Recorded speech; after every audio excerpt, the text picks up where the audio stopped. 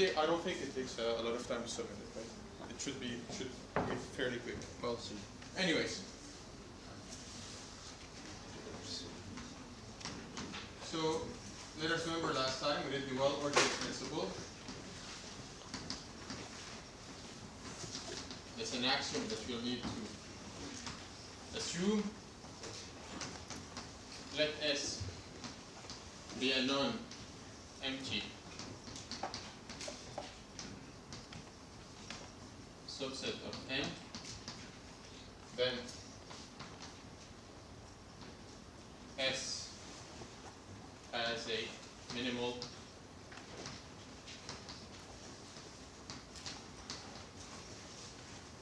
element.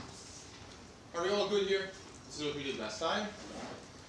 Now we're going to start by looking at the integers. Right, and we have started looking at the integers.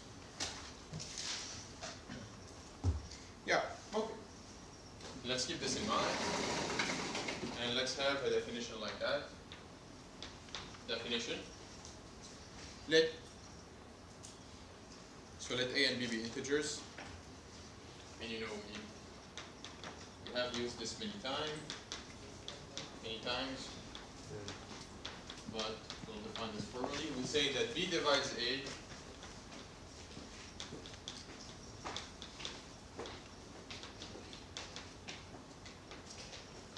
if there exists K in Z such that, well, I have B divides A, so such that A is equal to K. Okay, we write B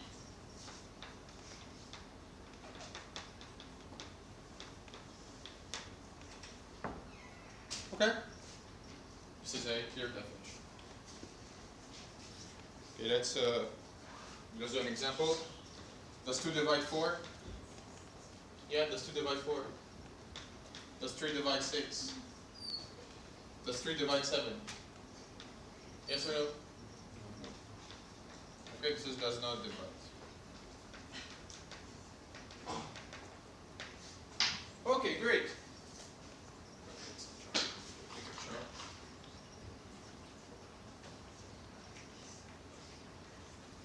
Okay. Now we start with a small lemma if you want. Lemma. Let A, B, C, D, and Z such that A is different than 0, B is different than 0. If A divides B and B divides C, what is the conclusion here? A divides C. Then A divides C. Is it clear? Should I prove it or not? Is it clear how to prove it, or should I write a proof? Prove it. Let's prove it. If A divides B, how can I write B? Then B is equal to what? Yeah? B is equal to, then B is equal to K times K, A for some K in Z. Now, B divides C, then, someone want to help? Anyone? Who wants to help?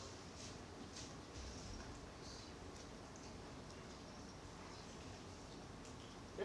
C equals R times.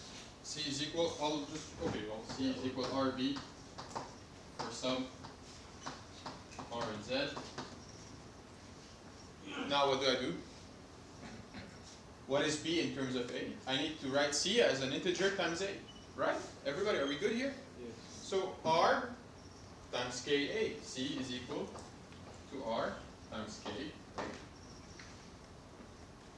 Oops. I just replaced KA by, I just replaced B by KA. Are we good? Everyone? So C is equal to RKA. Great, awesome. So the conclusion is there. All good? Yeah? We're good? Actually, you know when I don't have too many answers, it's either very good or very bad. So I just hope for the best, that it's all very good. Okay. I'll leave that principle above.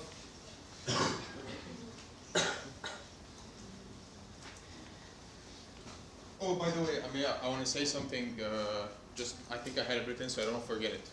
In assignment 2, there is the last question, very last question. I mean, most of you didn't have a look at it, I know, but the last question of the very last part, okay, this is an optional one. Okay, it's not due, I didn't write it down, but the last question of the very last part, so it's like exercise 10, part D or something like that, is optional, okay? But it's the very last question, it's optional. Okay, great. Now let's talk about prime numbers.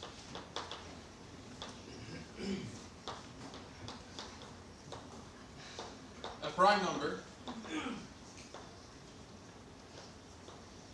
is, what is a prime number? Yeah? It's a number that can only be divisible by itself in 1. Exactly. Well, let P be bigger than 1. P belongs to N. We say that P is a prime number if the only divisors of P are plus or minus 1 and plus or minus 1. Okay? We can allow for negative numbers. Okay? But yeah, essentially that. It's only a number divisible by 1 and itself. 1 is not prime, okay? Prime number, P must be bigger than 1. Okay, great. So is 2 prime? 2 is prime. 7 is prime. Is 4 prime? No. 4 is not. Great, awesome. We all know what a prime number is. Okay, so prime numbers are gonna follow us for the rest of the course, and they're pretty important. Okay, let's do now an exercise. Well, not an exercise, like a theorem. Now notice, can you give me a number that is not prime? Anyone? 8. Does 8, what is the smallest divisor of 8? 2. Someone else give me a number that is not prime. So other than 1. Smallest divisor, bigger than 1. Okay, it's 2. Okay, someone else give me a number that is not prime. 100. 100. What is the smallest divisor of 100? That is not 1. 2. Someone else. 9. What is the smallest divisor of 9? That is strictly bigger than 1? 3. So notice that every number that is not prime has a divisor that is prime. And the smallest divisor actually is prime. Smallest prime. Yeah. Smallest positive divisor of a number that is not prime is prime. Except for 1, right? So the smallest divisor of 100 that is not 1 is 2. The smallest divisor of 9 is 3. Of course, I'm excluding 1, okay? The smallest divisor of 6 is 2. The smallest divisor of, 49? 7. Which is? Prime.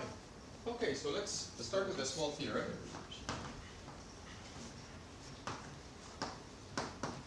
Let n bigger than 1 be an integer that is not prime.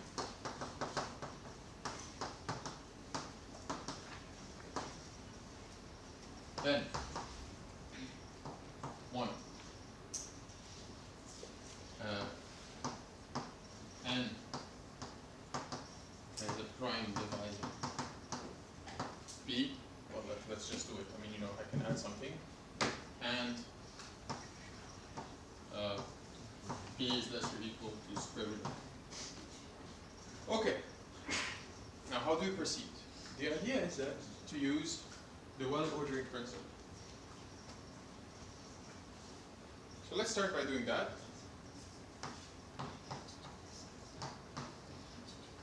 So let S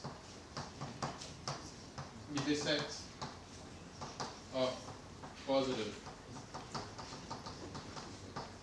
divisors of n that are strictly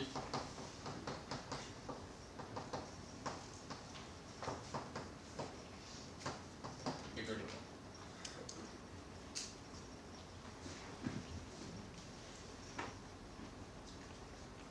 What can I say about S?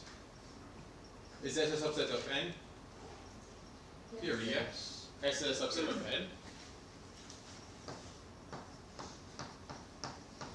And is S empty? No. Why is S not empty? There's at least one. Pardon me? There's at least a number one. Well, instead of that are strictly bigger than 1. There's at least n. There is at least n. Yeah, you can say that. Or another reason. Well, because n is not a prime number. Exactly. Exactly. I mean, here I could add n strictly less than n, for example. Then S is contained in n. And S is not empty.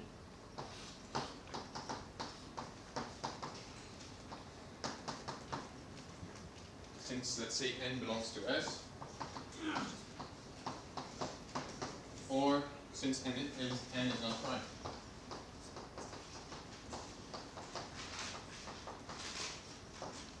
Okay? Great.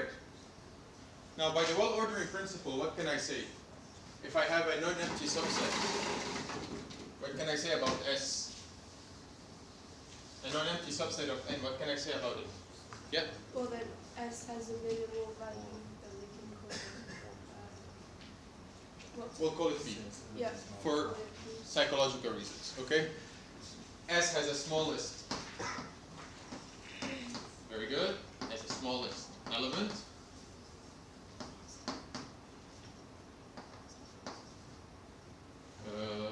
Let's call it B. Okay? Of course, the smallest divisor of a non-prime number is always prime.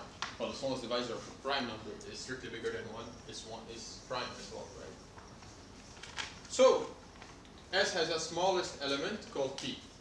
The goal is to show that P is prime.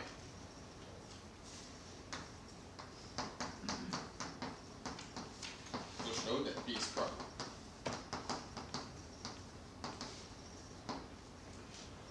How to show that? Yes? Contradiction. Yeah? Yeah. You can assume that P is not prime. Okay, that's very good. Suppose P is not prime.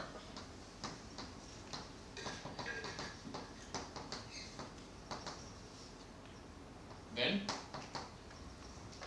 there exists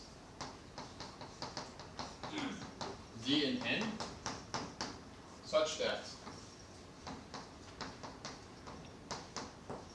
D is strictly between 1 and P and D divides P. Agree or not? Yeah, we agree. Now, D divides P and P divides n. So what can I say about D? Anyone can help? Please, yes? And C divides n. Did I reach a contradiction here?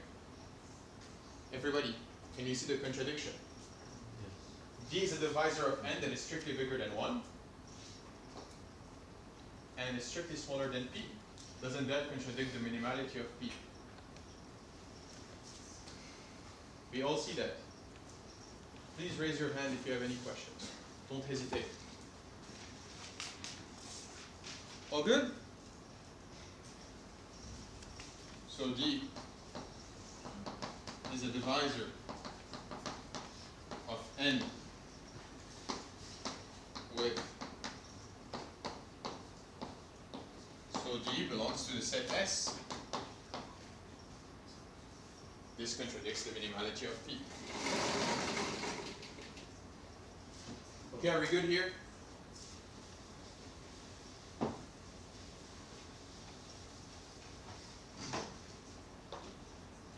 This contradicts.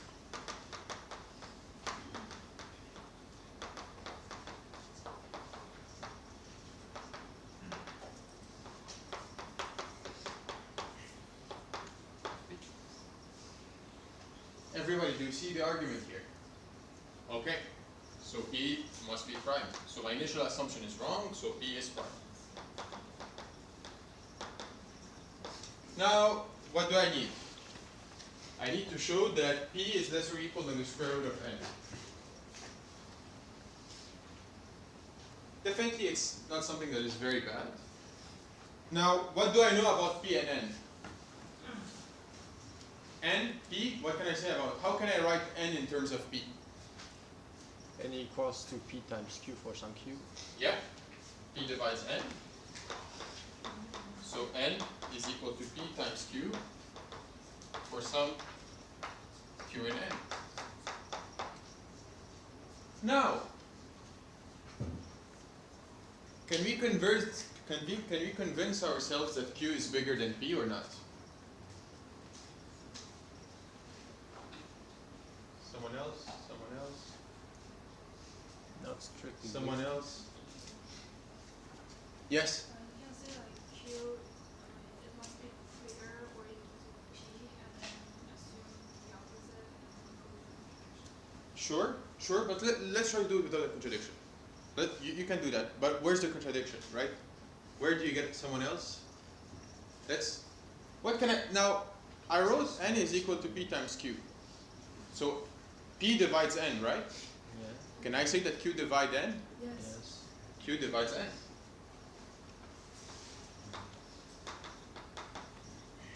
Of course, Q is strictly bigger than 1 here. You see that? Because P is strictly smaller than Q. P is strictly smaller than n, so Q, since P is strictly smaller than n. Agree? Yeah? Yeah? Yeah. Q divides n. So, when I say bigger, means bigger or equal. Okay? Usually when I'm writing, I pay attention. Yeah, when I'm speaking, bigger is, I come from the French system. So French system say est plus grand que is bigger. I assume this. Yeah. But anyways, so Q divides n. What does it mean? And Q is bigger than 1. So Q belongs to S. Now what is the minimal element of S? P. So Q is bigger or equal to P. Agree or not? Yes. So PQ is bigger or equal than P squared. Agree or not? Multiply both sides by P, that's what we get. Well, this is N is bigger or equal to P squared, which then implies that P is less or equal to square root. Are we good? Okay.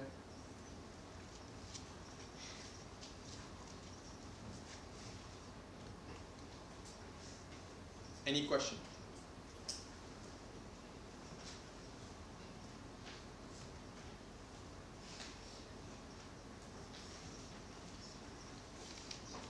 Okay, great. Now, Isn't that literally what does this imply? It implies that every natural number has a prime divisor. Agree or not? Yeah. Hence.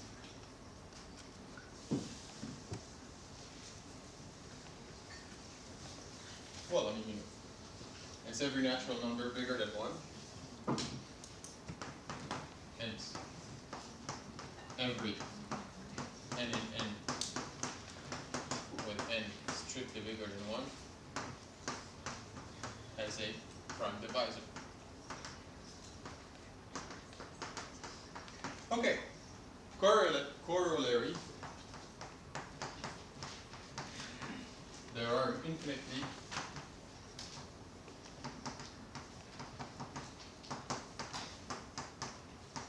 many prime numbers.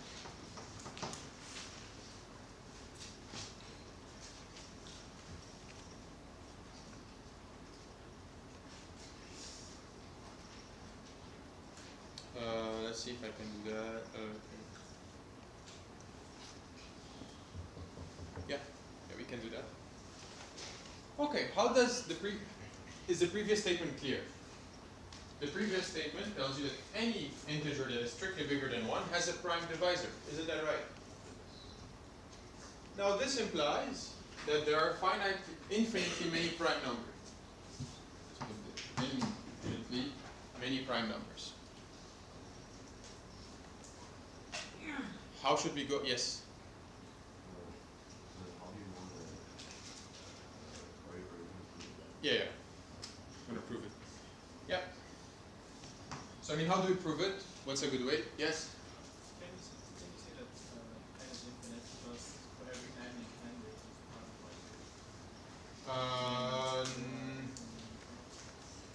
Yeah. So you're going to say that at every n, you have a prime divisor, and you have infinitely many n, so you have infinitely many prime divisors.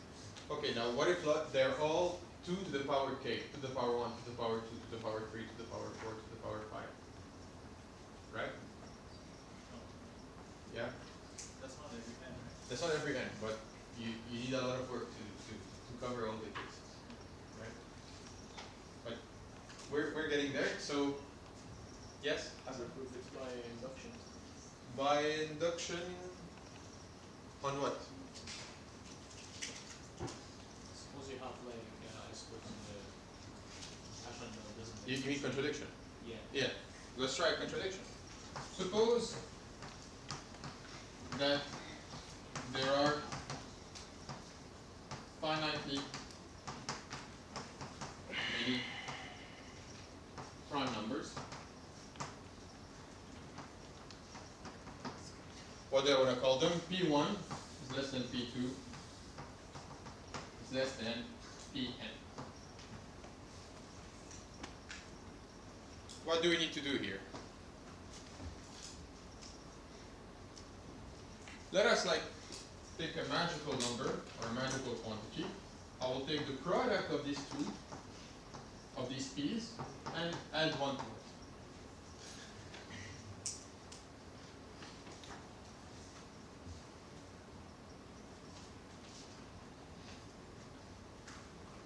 Let n.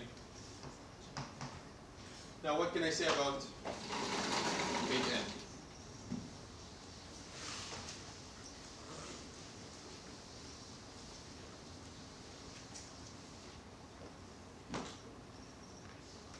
What do I know about this? What do I know about big N? What must it have? Yes, Murat. Well, we can say it's not prime because it's not like mentioned in the like the P1. Very good. But So let's do that. Sorry. First of all, N is not prime. I'll leave it to you to convince yourselves that N is bigger than Pn. It's obvious, right? N is bigger than Pn, right? You see that? So N is not prime. Very good. But according to the theorem, it does have a prime divisor. Very good. N is not prime. N must have a prime divisor. Divisor.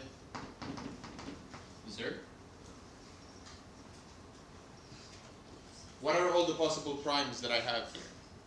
It's P1 up to Pn. Right? Agree or not? So, there exists Pi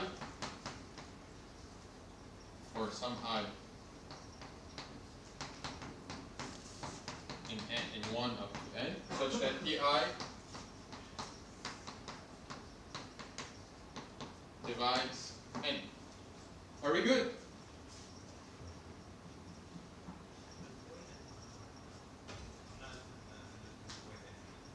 Why n is not prime? I have assumed that these numbers are the only primes I have. Right? And n is strictly bigger than this one. Okay, you see that? That n is strictly bigger than Pn? Yeah. Are we good? Do we see why n is not prime? This is my list of primes, and n is strictly bigger than the biggest one, so n is different than all of them.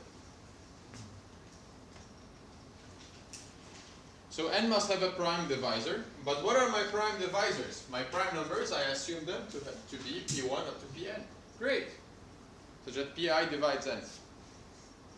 I claim that there is a contradiction in here. Yeah. Why do I find a contradiction? Pi divides n, and pi divides p1 up to pn. Agree? P5 divides this product. P2 divides this product. Agree or not? Yeah? So pi will divide the difference. What is the difference between n and the product of the p's? 1. It's just a contradiction. Can a prime number divide 1? No. Contradiction.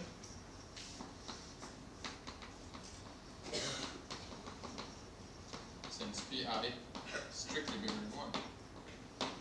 Okay? So there are, hence, let's conclude there are infinitely many primes.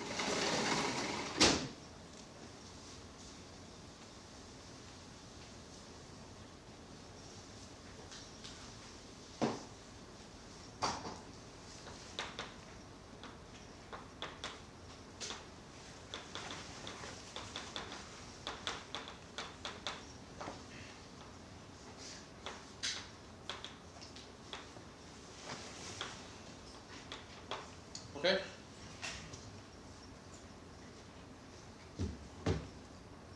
Are we good here? Okay. Now, let's talk about Euclidean division. Euclidean division.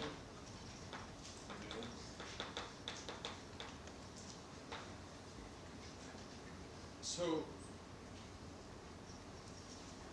remember all division between integers? You know, you don't have a whole number when you divide two integers, right? So let's give a small example. A number? 2 digit 5, okay. And a bigger number? 6. An actual very bigger number, let's say 34. 34. How do you write 34? 34 is 6 times 5 plus 4, right? Remember this or not? Yes. Yeah. Euclidean division. When you divide how many 5s there are in 34, there are 6 5 and your 4 are left. Right? Great. Now, I think, so, let's do something else. 101 and let's see, 7, let's say. How many 7s do you have in 101?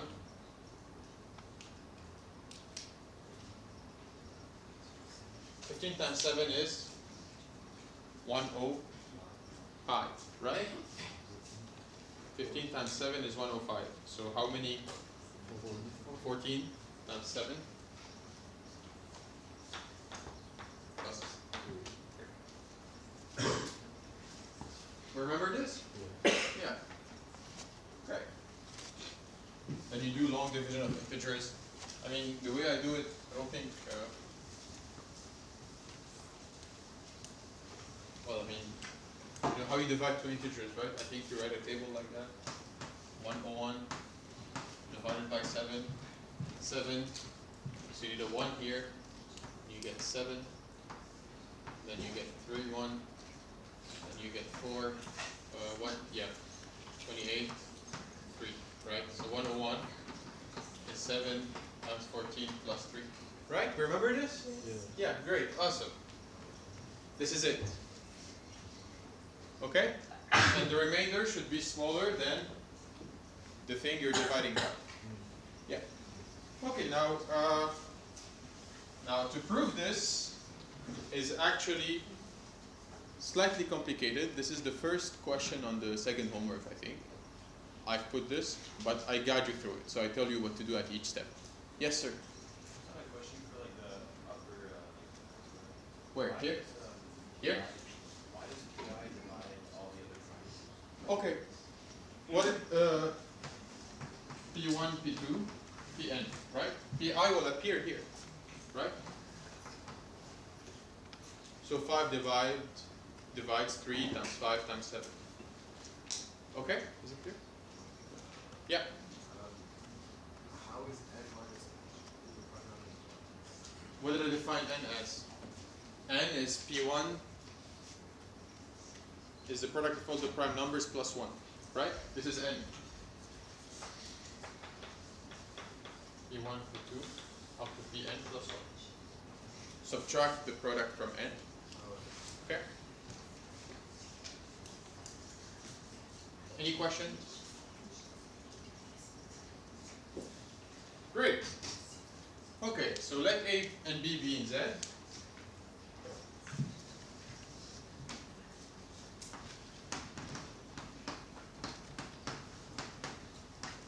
With B strictly positive, so basically B is an N. Then there exists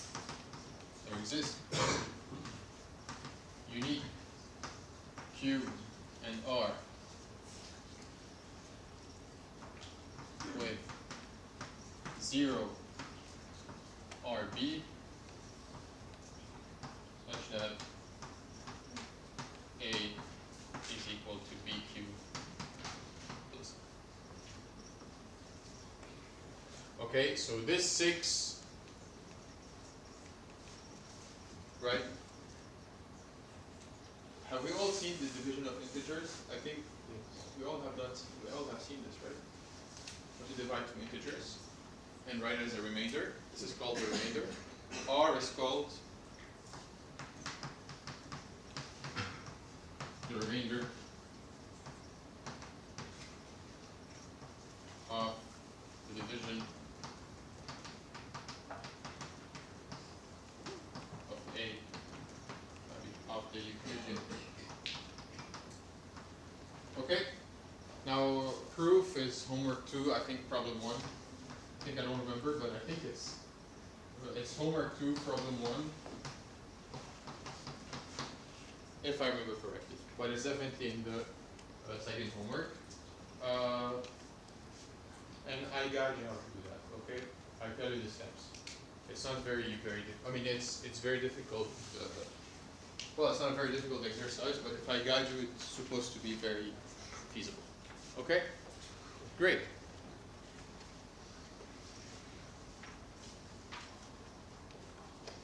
Okay. Now, should I do an example on how to divide two integers or not? Should I do an example? Okay, is it? I mean, let's do one, just to be sure. Yeah, let's. And you know, there are many ways of doing it. That's why, and I think mine is not the optimal. But this is the one I'm used to. Okay, a number, 3-digit numbers. Hassan, 3-digit number? 365. 365. A 2-digit number, someone? Anyone? Yeah? 21. Okay. Man, I forgot how to do this. So 365 divided by 21. I mean, there are many ways. This is not the only way you can do that. Now 21, how many? 36, you take 36 and 21. Right? So 21, how many 21s do you have in 36? One. Right?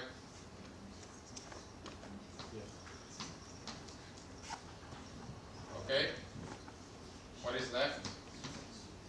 155, right? Yeah, so you put 15 and you bring this one down. Okay, so in 21, how many 21s are there in 155? So 5 times 21 is 105. Okay? Let's add 2 more. So 105 plus 42. You get 147, right? Yeah, so 21 times 7 is 147. You're reaching it. Okay? Yeah. There are many ways of doing that. The easiest way is just to do it in your head, but 21 b times q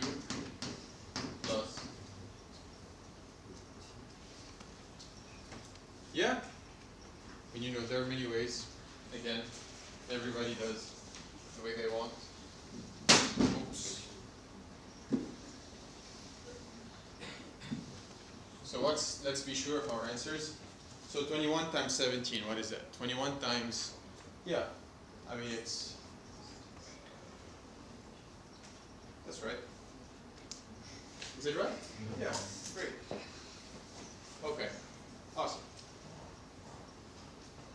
And you know, one way to check that at least it's not wrong, you know, you compute the last digit here, the last digit is 7, plus 8 is 5, okay? That doesn't mean you're right, but that means that it's a good sign, okay? Anyways.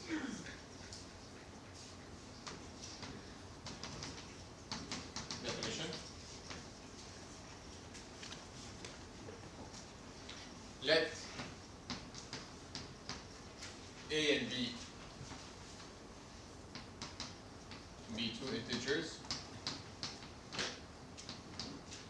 not both the 0.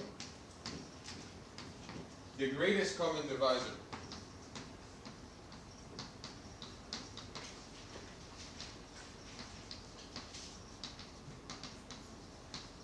of A and B. What is the greatest common divisor of A and B? It is what it is, right? It is the largest positive divisor that divides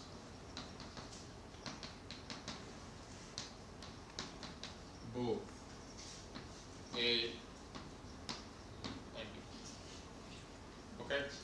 I guess this definition is clear.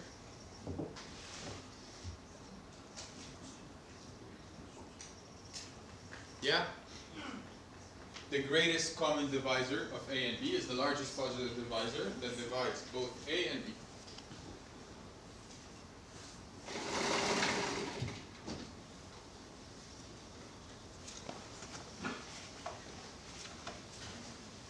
Okay. Okay, now we have time. 10 minutes. Okay. So now theorem. This is an important theorem. It's called Bezout's lemma, or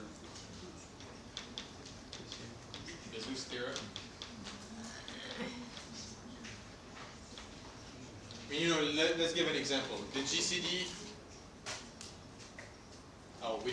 it's denoted by the greatest common divisor of A and B, GCD AB. GCD AB, greatest common divisor, is the largest positive divisor that divides both A and B. Now, yeah, I mean, the definition seems obvious, but later on we might have other definitions for the GCD, okay? We might have other definitions that are not as intuitive. Okay, now Bezout's theorem says that, I mean, you know, let's give a small example. You know, what's the GCD of 2 and 5? What's the greatest common divisor of 2 and 5? 1. What's the greatest common divisor of 7 and 14? 7. What's the greatest common divisor of, let's see, 30 and 12? 6. Very good. Okay. Awesome. Great. That's what I want. You know, to find the GCD of, well, actually, but you know, for small numbers, you should be able to spot what the GCD is, what the greatest common divisor is. So Bezout's theorem says, let A and B be in Z, not both 0.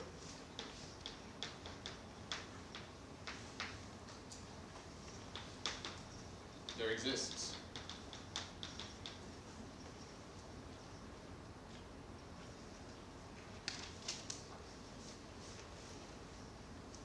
U and V and Z such that AU plus BV is equal to GCD A. Moreover, is not Bezout. But anyways. Well, maybe it is. What?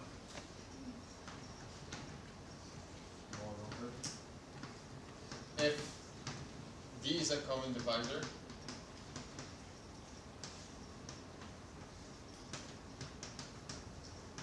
of A and B, then Gcd AB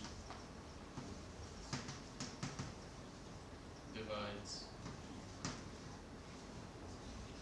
Okay?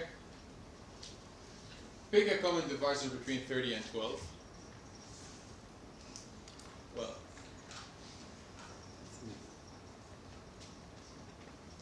what am I saying? Then D divides the GCD. What am I saying? Then D divides the GCD. Then D divides GCD. GCD is the largest divisor. That is the largest common divisor. Is that a bit fast? Am I going a bit fast? Okay. I mean, what is the GCD of 30 and 12? 6. Pick a common divisor of 30 and 12. Pardon me? 3. Does it divide 6? Yeah. Pick another common divisor between 30 and 12. 2. Does it divide 6? Yeah. Okay. Pick a, well, here you don't have too many. Let's see. 2 times 3 times 5. That's 30. 3 times. So 30 and 48. What is the GCD of 30 and 48? 6. No. It's not. What is the GCD of 30 and 48? 6. Correct? Yeah. Pick a common divisor of 30 and 48. Other 3. 3. Does it divide 6? Yes. Yeah. Another one. 2. 2. Does it divide 6? Yes. Yeah. Great. Is there other numbers than 6? Oh, what do you mean? Oh, you mean like as an example of GCD? Yeah. Yeah. Because I 6 mean- has only 2 divisors, but it could have much Yeah. more.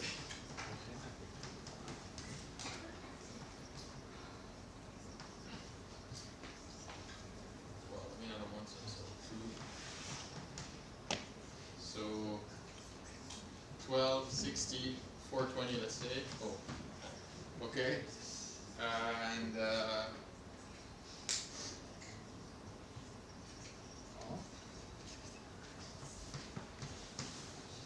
105. Oula. What is the GCD of these two?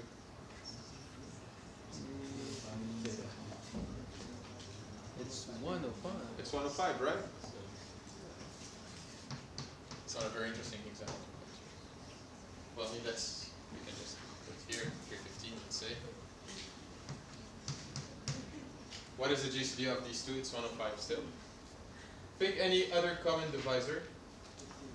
5. Does it divide 105? Yes. Yeah. Another common divisor. 7. Does it divide 105? Yes. Okay. Great. Let's prove this. Prove. Let S be the set of all possible linear combination, MA plus NB, where M and N are in Z, and MA plus NB is strictly bigger than Z. I claim that S is not empty. Why is that?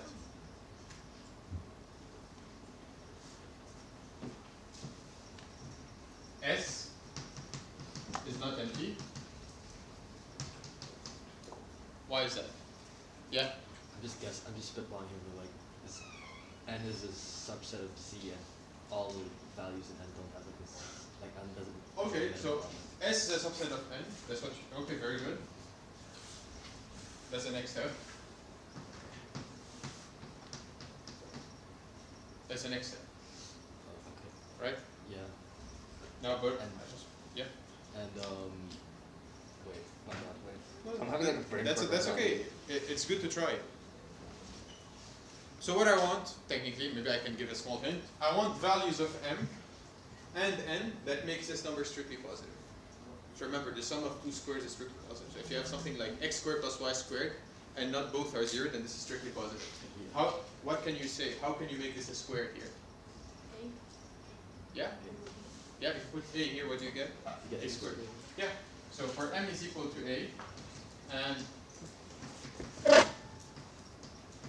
n is equal to b, right? What do you get? You get a squared plus b squared. Is this a positive number? Is this strictly positive? Yes. Because not both are 0, right? Yes. Since AB is different than 0, 0. So S is not empty. Okay, this is why S is not empty. And S is clearly a subset of N. So what can I say about S? That's right there.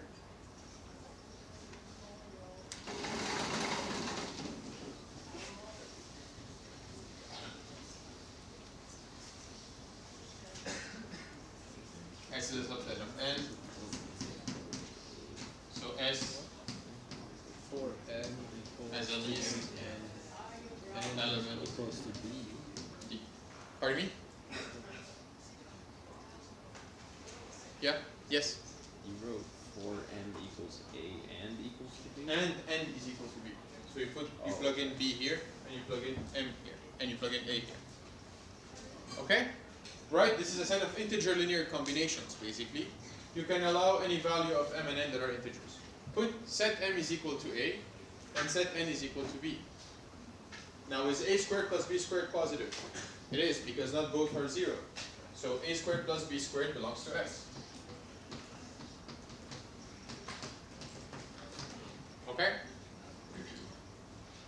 Okay, so let's call it a day. I think I'm done. Okay, and we'll continue next time.